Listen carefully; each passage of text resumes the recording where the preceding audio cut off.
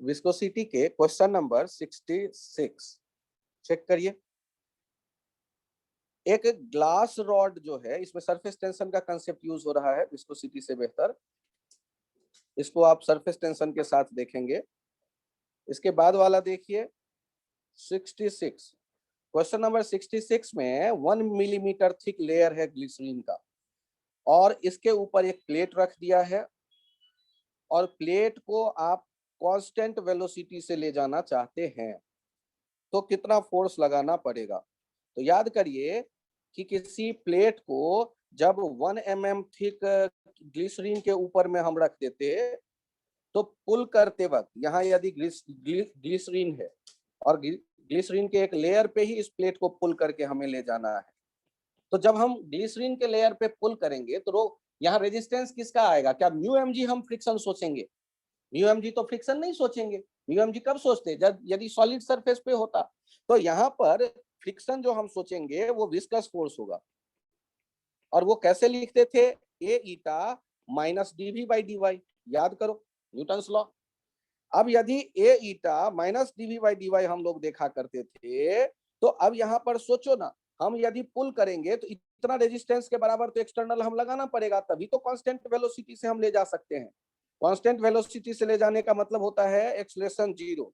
तो 67 नंबर वाले में आप यदि कहते हो प्लेट को पुल करने वाला एक्सटर्नल फोर्स कितना होगा, तो विस्कस फोर्स के बराबर होगा। विस्कस फोर्स कितना होगा? A into eta into V plate. ध्यान से देखना, ऊपर वाला जो ग्लिसरीन का लेयर होगा वो प्लेट के स्पीड से चलेगा, और नीचे वाला जो लेयर होगा वो फिक्स्ड सरफेस पे होने के कारण 0 स्पीड उसका होगा। तो वो 0 और v ये डिफरेंस आया, और dy के बदले क्या लिखेंगे? थिकनेस। तो आप यदि इनको मल्टीप्लाई कर दें dv बाय dy को ए ईटा से, तो विस्कस फोर्स आ जाएगा। इतना फोर्स लगाओगे तो कांस्टेंट वेलोसिटी से लेकर के जा सकते हो। अब यदि आपको डाटा रखना है, यदि आपको डाटा लिखना है, तो ये पता है, ईटा पता है, सारा पुटअप कर दो, वैल्यू आ जाएगा एफ एक्सटर्नल का। ऐसा यूनिट यूज करना, ऐसा यूनिट यूज करोगे तो न्यूटन में आएगा फोर्स। क्या ये आइडिया समझ में आया आप लोगों को? यहां हमने क्या देखा? Viscous force. उस यदि किसी ग्राउंड वाले सरफेस पे ब्लॉक होगा, उसको कांस्टेंट वेलोसिटी से ले जाओगे तो म्यू एमजी चाहिए फोर्स। लेकिन यदि लिक्विड सरफेस पे है तो ऐसे लिखेंगे, वो कितना एक्सटर्नल फोर्स होगा? विस्कस फोर्स के बराबर A eta DV by D Y. DV हो गया वी प्लेट, ऊपर वाला लेयर का प्लेट जैसा स्पीड, ग्राउंड वाले लेयर का 0 स्पीड, तो plate minus 0 by thickness. Check करिए क्वेश्चन नंबर 68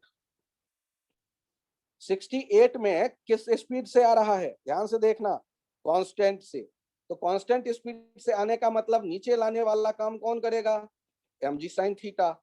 और ऊपर रोकने वाला काम कौन कर रहा होगा? याद करो, ऊपर रोकने वाला काम कौन करेगा? F viscous. कैसे लिखोगे? A into eta into V block, वही हो जाएगा कि ऊपर वाले लेयर का स्पीड माइनस 0 बाई थिकनेस।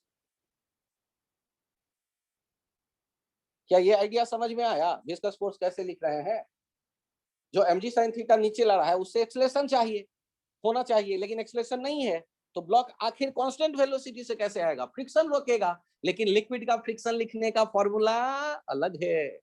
वो लिखते हैं एरिया, जिस प्लेट का वो जो लिक्विड के सरफेस को टच कर रहा है, इनटू ईटा लिक्विड का, और लिक्विड के जो दो लेयर देख रहे हैं, जो प्लेट से कांटेक्ट में, जो ग्राउंड से कांटेक्ट में, उनके वेलोसिटी का डिफरेंस बाय थिकनेस। तो ये 67 68 हो गया।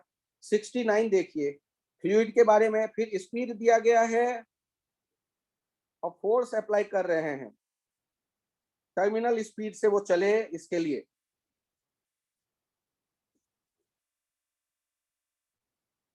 ध्यान से देखिए क्वेश्चन नंबर 69, जब आप 800 न्यूटन का फोर्स अप्लाई करते हैं तो टर्मिनल स्पीड है 1.5।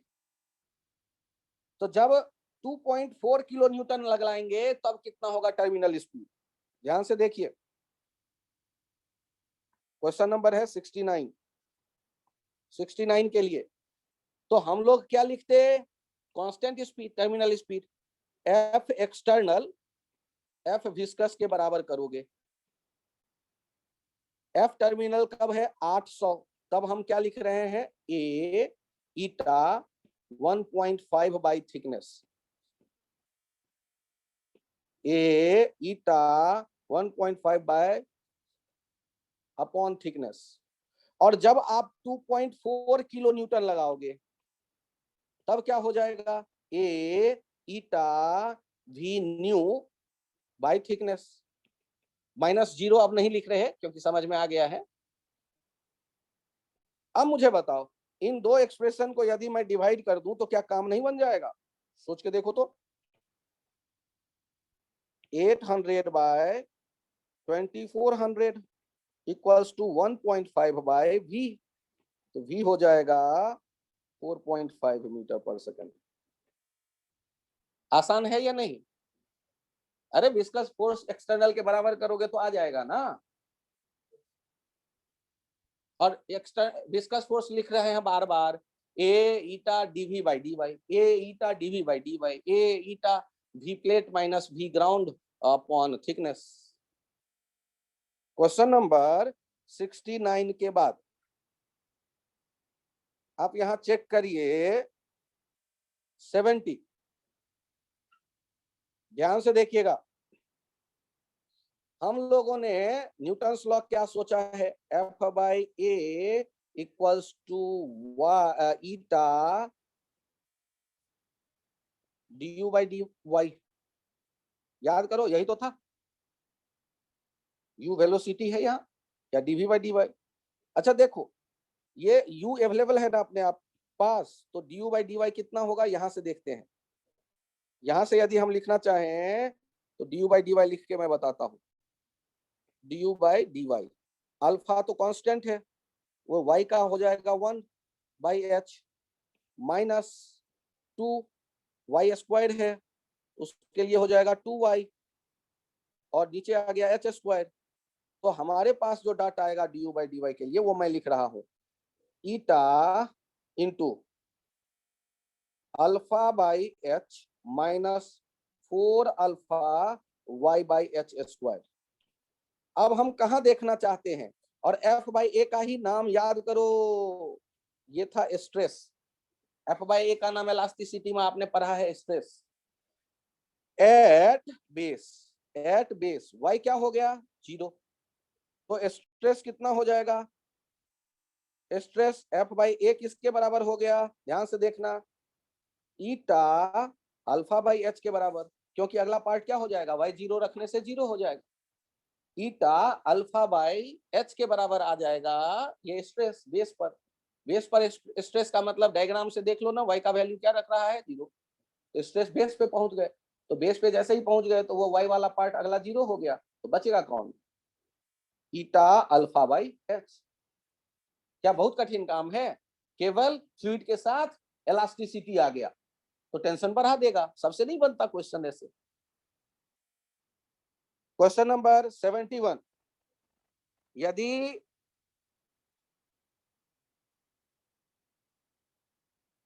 एक बॉल को आप देख रहे हो नीचे आते v स्पीड से, और वो टर्मिनल स्पीड है मतलब कांस्टेंट, तो एक्सेलरेशन आपके दिमाग में आ गया 0। तो यहाँ दो चीजें सोचो, एक तो यदि बायंसी होता तो नेग्लिजिबल ही है क्योंकि एयर है, भुला दो। ऊपर कौन होगा, विस्कस, और नीचे कौन होगा, mg, और एक्सेलरेशन 0 कर रहे हैं, mg बराबर f विस्कस, mg बराबर f viscous plus f buoyancy.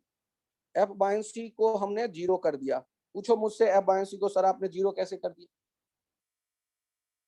चलो इस पे मैं लिख के समझा रहा हूं कि यहाँ पर मैंने क्या देखा, एक बॉल को नीचे आते देखा v स्पीड से, तो इसका जो फोर्स ऑफ विस्कोसिटी है ये प्रोपोर्शनल है किसके, वेलोसिटी के स्क्वायर के, वेलोसिटी के स्क्वायर के, और किसके प्रोपोर्शनल है, एरिया ऑफ क्रॉस सेक्शन के, यदि वो r लिखते हैं तो पाई r स्क्वायर के, और यदि प्रोपोर्शन का चिन्ह हम हटाएंगे तो उसके बदले कौन आ जाएगा, कांस्टेंट, तो प्रोपोर्शनल हटा के कोई कांस्टेंट डाल दिया। और नीचे कौन लग रहा होगा, mg। v को क्या करना है आपको, कांस्टेंट, तो उसके लिए अब ये दोनों बराबर कर दोगे, तो कैसे बराबर लिख दूं, f विस्कस के v square pi R square, ये किसके बराबर हो जाएगा, mg के v square pi R square, ये किसके बराबर हो जाएगा, 4/3 pi R cube into rho into G के। तो v किसके प्रोपोर्शनल दिखने लगा, r टू दी पावर 1/2 के। राइट साइड में एक r बचेगा, बाकी सारे कांस्टेंट है, और स्क्वायर हटा दो v का, तो वो पावर 1/2 आ जाएगा। तो v is proportional to r to the power 1/2। Check करिए क्वेश्चन में क्या था, v is proportional to r to the power 1/2, option दिया गया है 71 में कि टर्मिनल वेलोसिटी उस समय जब वेलोसिटी के स्क्वायर के प्रोपोर्शनल है विस्कस फोर्स, और एरिया ऑफ वो जो क्रॉस सेक्शन होगा बॉल का उसके प्रोपोर्शनल है, प्रोपोर्शनलिटी कांस्टेंट के है, तो प्रोपोर्शन हमने नया निकाल लिया कि r के पावर 1/2 के प्रोपोर्शनल होगा। यहाँ चेक करिए क्वेश्चन नंबर 72, ये विस्कोसिटी के सारे क्वेश्चन हम लोग देख रहे हैं। क्वेश्चन नंबर 72 में 2 ड्रॉप्स हैं जिनके वेलोसिटी है v, टर्मिनल वेलोसिटी सेंटीमीटर पर सेकेंड। यदि इन दोनों को कोलस्क हो गया,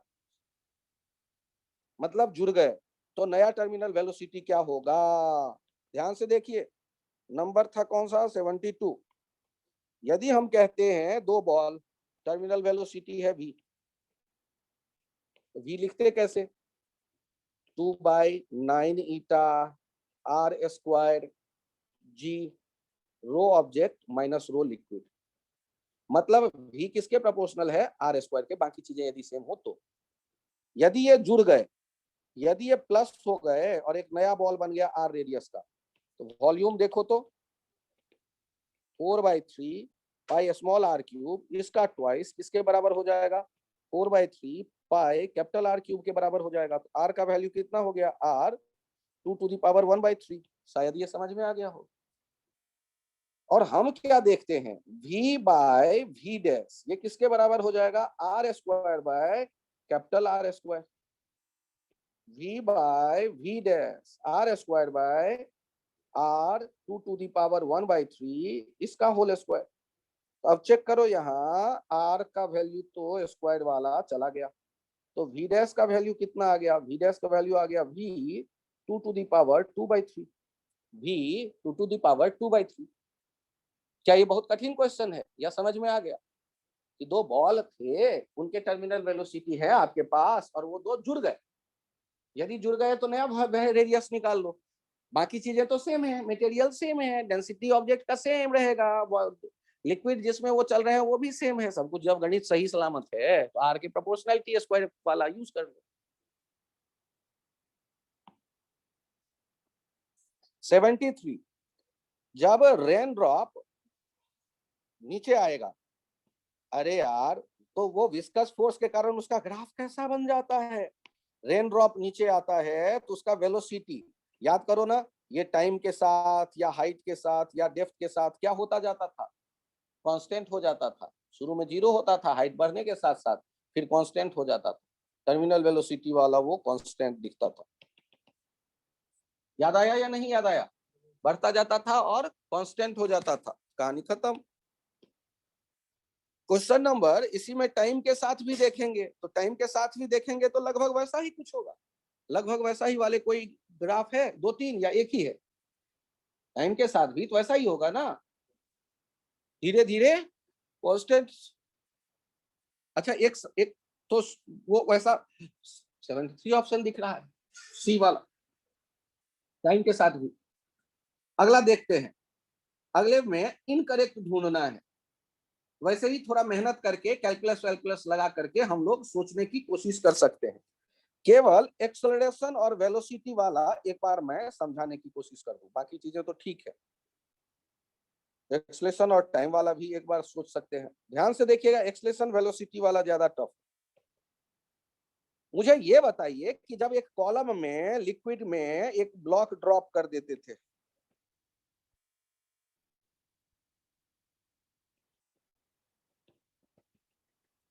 तो नीचे आने पर इसका स्पीड क्या होता जाता था, बढ़ता जाता था, और एक समय ऐसा आता था जहां ये टर्मिनल वेलोसिटी अचीव कर लेता था और ये कांस्टेंट हो जाता था, और उसके आगे जाने पर कहीं भी वेलोसिटी वही रहता था।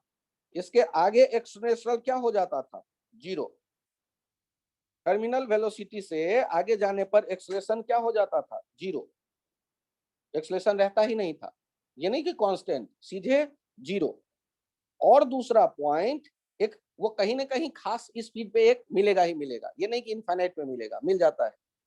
और उससे ऊपर वाले सिचुएशन की मैं बात करूं तो ऊपर वाले सिचुएशन में क्या देखते थे? तो विस्कस फोर्स स्पीड के बढ़ने के साथ साथ बढ़ता जाएगा, तो एक्सलेशन का वैल्यू कम होता जाएगा। एक्सलेशन कंटिन्यूअस कम होता जाएगा, शुरू में ज्यादा एक्सलेशन है, बाद में धीरे धीरे कम होते होते फाइनली एक टाइम पर वो जीरो हो जाएगा। 74 वाले का आंसर दिया गया है, 74 वाले का आंसर दिया गया है सी। आपको नॉन करेक्ट ढूंढना था, तो 74 वाले में चेक करिए तो सी वाले को मुझे क्यों छोड़ना पड़ रहा है, ध्यान से देखना। क्योंकि वो देखो टच नहीं कर रहा है, जबकि उसको भी एक्सिस को कहीं टच करना चाहिए या नहीं? अरे यार देखना देखना, यदि मैं v को देख रहा हूँ, एक्सलेशन को देख रहा हूँ और ये v है, तो जहां वो टर्मिनल वेलोसिटी अचीव कर लेगा वहां जाके टच करना चाहिए उसे या नहीं? तो टच करना चाहिए, आगे थोड़े ना, ऐसा थोड़े ना है कि वो इनफाइनाइट पे जाके टच करेगा। ऐसा होने के कारण उसे हमने हटा दिया, ऐसे आप ध्यान रख सकते हो, बाकी मैच कर जाता है। यहां देखते हैं, यदि क्वेश्चन नंबर आप देखते हैं 75 में डिस्प्लेसमेंट के बारे में बात करनी है। यार कॉम्प्लिकेटेड हो गया, एक्सलेशन वेरिएबल था ना बड़ा गंदी तरह से। तो डिस्प्लेसमेंट का ग्राफ आप देख रहे हैं, तो स्पीड के बारे में सोचिए, ध्यान से देखिएगा। Slope of S T graph क्या देता है? ये v। और जब किसी बॉल को आप ड्रॉप करोगे तो एक्सलरेशन शुरू में ज्यादा होगा, A dash A double dash कम होते होते A triple dash tends to zero हो जाएगा, जहां ये टर्मिनल वेलोसिटी अचीव कर लेता है। तो एक्सलेशन कंटिन्यूअस क्या होता जा रहा है? कम। और वेलोसिटी के बारे में क्या कहते हो? वेलोसिटी तो बढ़ती जा रही होगी और एक खास समय के बाद क्या हो जाएगा? कांस्टेंट। तो स्लोप क्या होना चाहिए वीटी ग्राफ का? Slope v must increasing, then finally get constant zero. v constant हो जाएगा तो स्लोप जीरो हो जाएगा। स्लोप v मस्ट इंक्रीजिंग और देन v बिकम्स जीरो, या slope becomes zero. Slope zero का मतलब horizontal straight line, horizontal straight line. तो पहले कंटिन्यूअस वेरिएशन और उसके बाद हॉरिजॉन्टल स्ट्रेट लाइन। ऐसा कोई ग्राफ है वहां? ढूंढो तो, 4 ऑप्शन में कोई ग्राफ ऐसा दिख रहा है जिसमें कंटिन्यूअस स्ट्रेट लाइन दिख रहा हो और बाद में वो हॉरिजॉन्टल होने की कोशिश करे? तो इसमें तो हॉरिजॉन्टल होने की कोशिश तो नहीं करते दिख रहा है लास्ट वाले में। किसमें कर रहा है? इसमें भी नहीं कर रहा है, इसमें भी नहीं कर रहा है, तो बचा कौन? इसमें हॉरिजॉन्टल होने की कोशिश कर रहा है, स्लोप कम होता गया, बाद में हॉरिजॉन्टल हो गया, ये स्लोप जीरो। ऐसे चुन लेंगे। क्वेश्चन नंबर 76 में है एक हेवी हॉलो कोन। इसका भी ट्रिकी एक क्वेश्चन। मुझे ये बताइए कि यदि प्रैक्टिकली देखना 76 के लिए, विस्कोसिटी से अलग है थोड़ा सा, ध्यान से देखना। लोहे का आजकल तो ऐसा एक बना हुआ आप देखते थे इंस्ट्रूमेंट, जो तेल वेल कहीं पे डालना होता है तो उसके लिए यूज करते हैं। मतलब एक बर्तन जैसा जिसका ऊपर वाला सिरा चौड़ा और नीचे वाला सिरा छोटा। इसको इन्वर्टेड करके ऐसा ही एक कोन हमने रख दिया है, इन्वर्टेड करके ग्राउंड पे, लोहे का बना हुआ है, हेवी, फील करो। और ऊपर में छेद जो है उस कोन में, ये कोन हो गया राइट सर्कुलर, और ऊपर में जो ये है यहाँ से वाटर डालते हैं,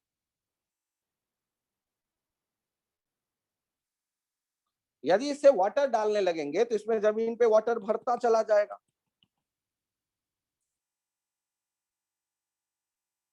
ध्यान से देखना, वाटर इस सरफेस को धकेलेगा या नहीं धकेलेगा?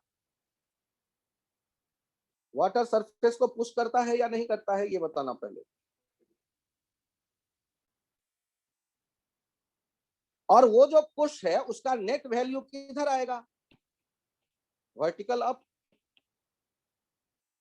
यदि वो वेट जो है उस वेट से ज्यादा हो जाए, किसके वेट से? ढक्कन, वो जो बर्तन है उस बर्तन के वेट से यदि ये पुश ज्यादा हो जाए तो ये क्या होगा? ऊपर धकेल दिया जाएगा और पानी नीचे बिखर जाएगा इधर उधर। और जब तक वो पुश से ज्यादा नहीं हुआ तब तक वो जमा करके पानी को रोक के रखा रहेगा। अरे दिखा कि नहीं दिखा? इवेंट क्या कह रहा है कि ये कोन है, हेवी कोन, और उस कोन के ऊपर में टिप पे, वर्टेक्स पे छेद है जिससे आपने लिक्विड भर दिया भीतर। हॉरिजॉन्टल सरफेस पे इस तरह से रखा था कि लिक्विड उससे लीक नहीं कर पा रहा था। लेकिन लिक्विड भरते भरते भरते एक समय ऐसा हो तो सकता है कि वो जो पुश लिक्विड का वॉल पे लगे उसके कारण वो उछल जाए, पानी बिखर जाए। उस लिमिटिंग कंडीशन की हमें बात करने के लिए कहा जा रहा है।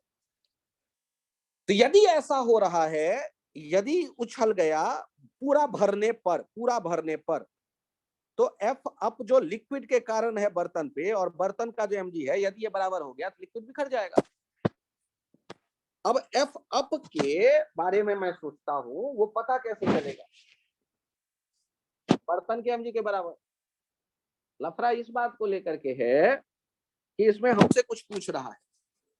क्वेश्चन में एक बार और पढ़ लेता हूं कि ये हेवी हॉलो कोन जो है वो आर रेडियस है बेस का, हाइट है h, volume inside the cone field water density rho,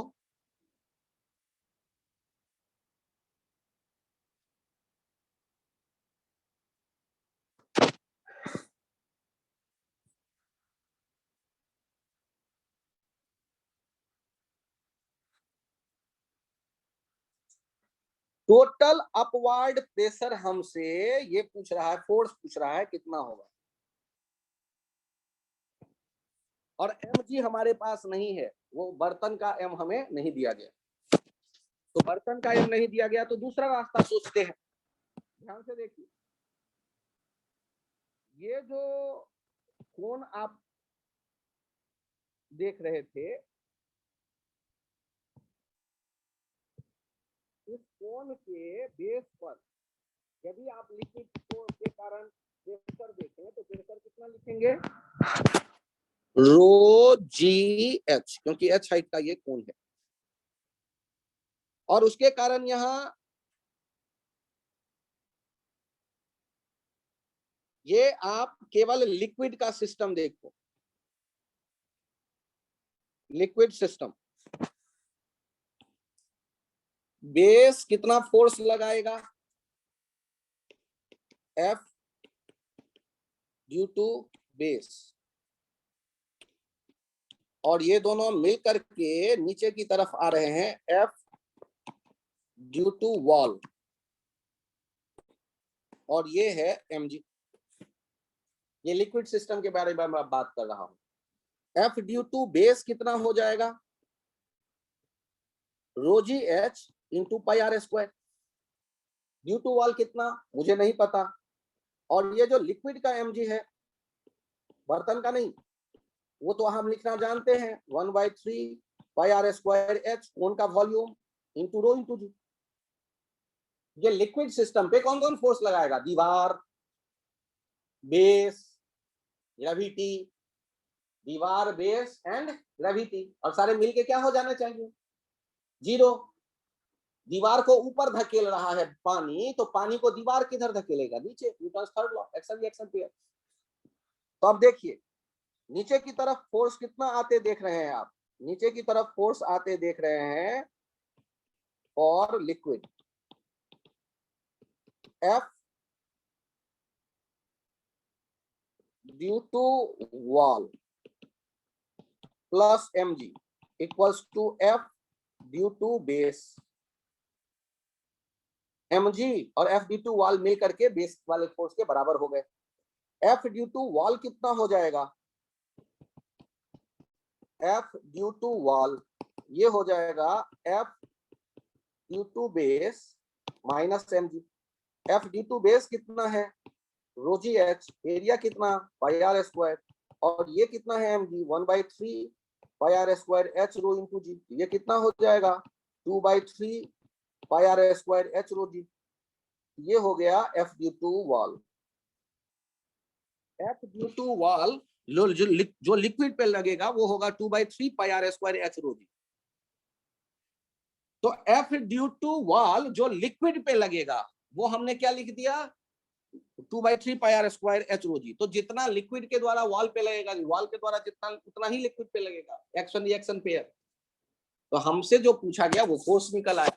यदि हमें बर्तन का एम पता होता और उसे ये थ्रस्ट धकेल देता, यदि ऐसा होता तो बर्तन के वेट के बराबर में उसे करके काम चला लेता, लेकिन बर्तन का वेट हमारे पास नहीं था, तो मैंने लिक्विड के इक्विलिब्रियम वाला सिचुएशन देख लिया, उससे हमने निकाल लिया लिक्विड पे वॉल ने कितना दबाव दिया,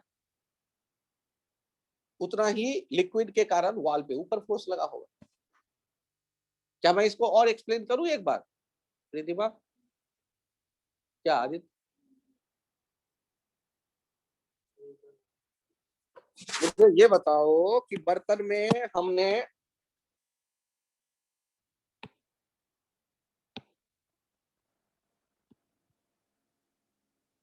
ये है बर्तन और इस बर्तन में रखा हुआ है पानी, और इस पानी पे कौन कौन फोर्स लगा रहा होगा ये मैं जानना चाहता हूँ। इस पानी पे फोर्स कौन कौन लगा रहा होगा ये मैं जानना चाहता हूँ।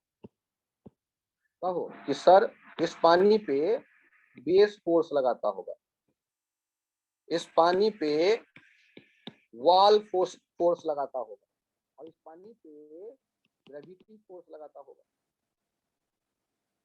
तो ओके, बेस कितना लगाता होगा pi R square into pressure, pi R square into rho G H.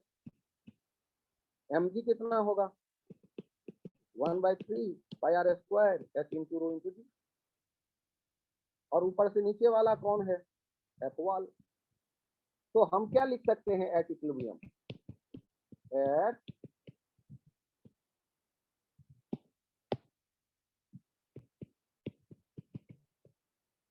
F wall plus M G बराबर F base. F wall equals to F base minus M G. F base कितना हो गया, F wall F base pi R square into rho G H minus M G 1/3 pi R square H rho into G. ये difference लेके कितना हो गया 2/3 pi R square H rho G. क्या ये आइडिया समझ में आया? अब ध्यान से सुनो, दीवार जितना फोर्स लगाता होगा पानी पे, दीवार जितना फोर्स लगाता होगा पानी पे का नेट नीचे, उतना ही फोर्स पानी लगाता होगा दीवार पे का नेट ऊपर। सोच के देखो, तो force due to wall on liquid is equals to force due to liquid on wall, Newton's third law. अरे बात समझ में आई या नहीं आई?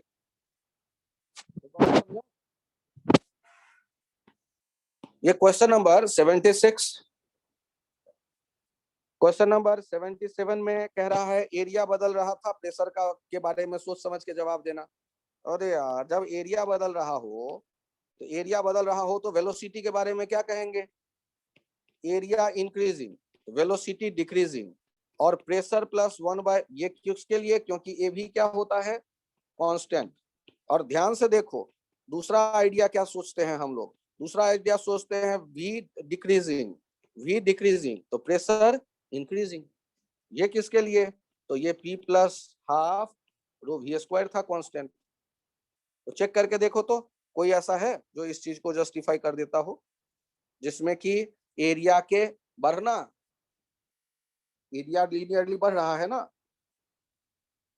एरिया बढ़ना, वेलोसिटी का क्या हो गया, घटना, वेलोसिटी घटना, प्रेशर का बढ़ना, प्रेशर का बढ़ना, और वो लीनियर है नहीं, स्ट्रेट लाइन वाला नहीं बनेगा, पीवी वाला कांस्टेंट का जो इक्वेशन है।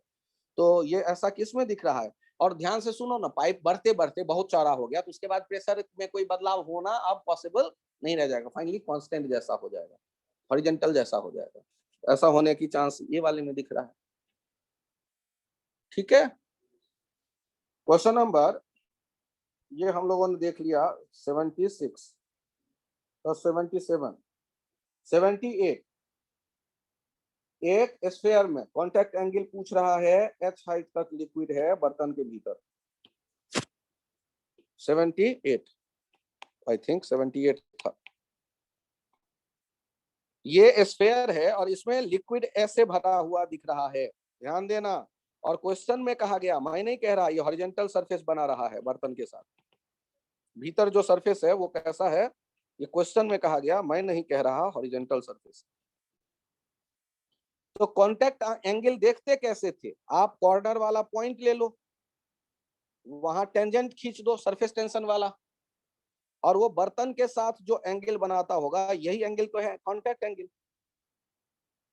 यही ना।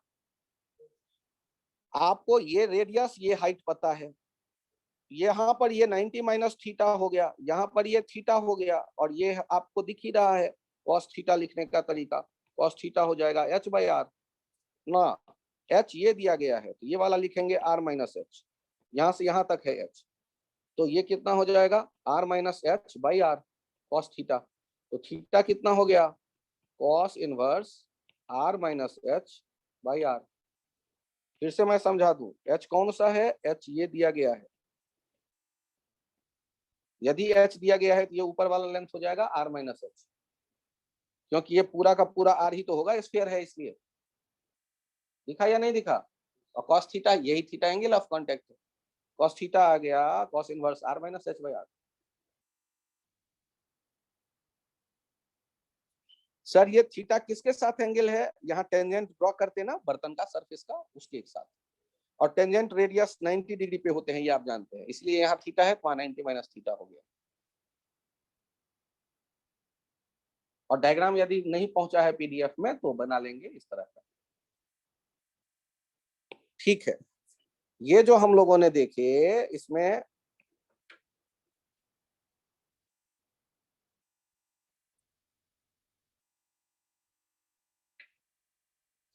अभी तक का ये विस्कोसिटी वाला डिस्कशन था।